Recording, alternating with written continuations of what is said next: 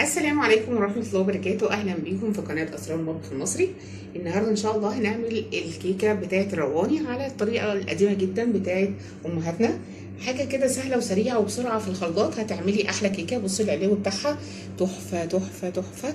العلو كمان ناعمة وكمان هشة جدا جدا جدا جدا. بصوا بحاجات بسيطة جدا جدا هتعملي أحلى كيكة رواني في البيت من غير اي تكلفه ولا اي افتكاسه ولا اي حاجه خالص. يلا بينا على طول نبدا الوصفه ونسمي بسم الله ونقول اتعملت ازاي الكيكه بتاعت رواني باسهل ما يمكن. يلا بينا على طول نسمي بالرحمن ونبدا الفيديو. عندنا اول حاجه الشربات بتاع الكيكه. عندي هنا كوبايتين من السكر، ادي كوبايه وهاخد كوبايه كمان، كوبايتين سكر وكوبايتين ميه. عايزاه شربات خفيف. تمام، هنحط عليهم كوبايتين نفس المج ميه،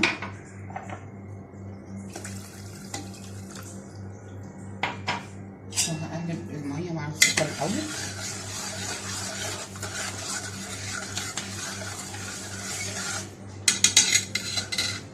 هحط عليهم نص عصرة ليمون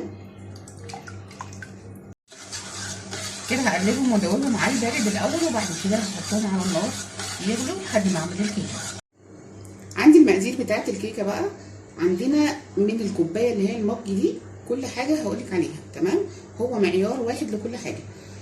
كوبايه لبن، كوبايه دقيق سمولينا بتاع البسبوسه. تمام، عندي 3/4 كوبايه من الزيت، وكوبايه من الدقيق الابيض نفس الكوبايه اللي انا عايرت بيها السمولينا عايرت بيها الدقيق الابيض. تمام، عندي هنا 4 بيضات صغيرين، لو البيض كبير شويه عندك يبقى 3 بيضات بس. تمام، وعلبه زبادي وفانيليا وواحد بيكنج باودر.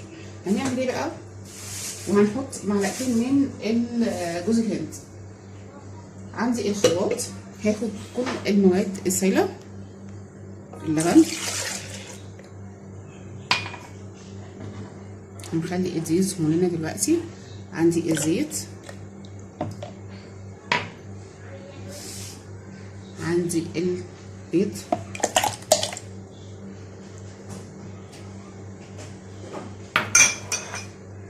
وعندنا الزبادي، كوبايه زبادي صغيره مش كبيره.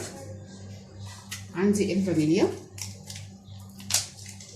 هاخد رشه من الفانيليا يعني مقدار معلقه صغيره، نص معلقه صغيره قصدي، ما تقطعيش فانيليا عشان ما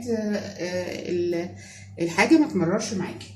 وهحط في الخليط ده الجوز الهند عشان انا عايزه الجوز الهند عندي خشن شويه، عايزاه يبقى ناعم في الحاجه. عندي كده معلقه كبيره،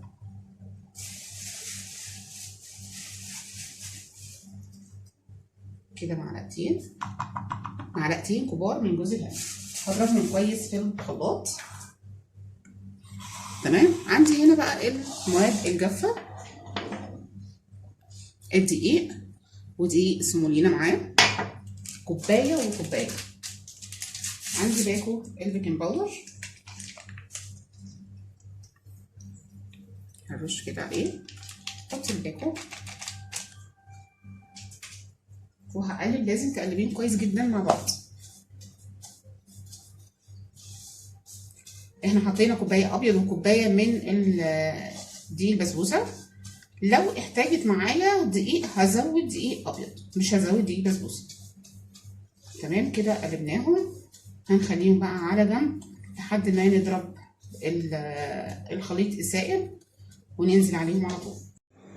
بصوا يا جماعه، انا ضربت الخليط بتاعنا ونسيت خالص احط سكر. تمام، اوعي تنسي زيي. فهنا عندي كوبايه الا ربع من السكر، نفس المج اللي انا عايرت بيه كل حاجه. هنحط على الخليط اللي احنا ضربناه في الخلاط وهنضربه تاني لحد ما يدوب السكر معانا، وهنرجع نحطه على الدقيق بعد ما ضربنا الخليط. بصوا بقى القوام بتاعه اهو، هحطه كله كله كله كله على الخليط بتاعنا الدقيق. بصوا بقى هنقلب كده كويس قوي الخليط بتاعنا كله. تمام، طبعا الدقيق من تحت اهو.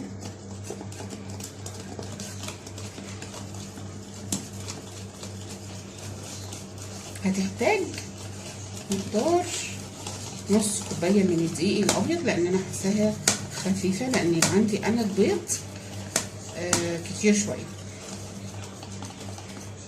لسه اهو. بصوا هنجيب لها معلقتين من الدقيق ونشوف برضو، مش هحط كل الكميه بتاعت الدقيق.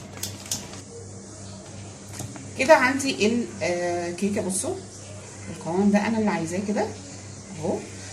حطيت لها مقدار معلقتين كبار من الدقيق، يعني بما يعادل نص كوبايه صغير مش كبير. عندي هنا الصينيه دهنتها ماده دهنيه وكمان بدرتها بالدقيق. دي صينيه مقاس 26 اللي هي في النص. تمام.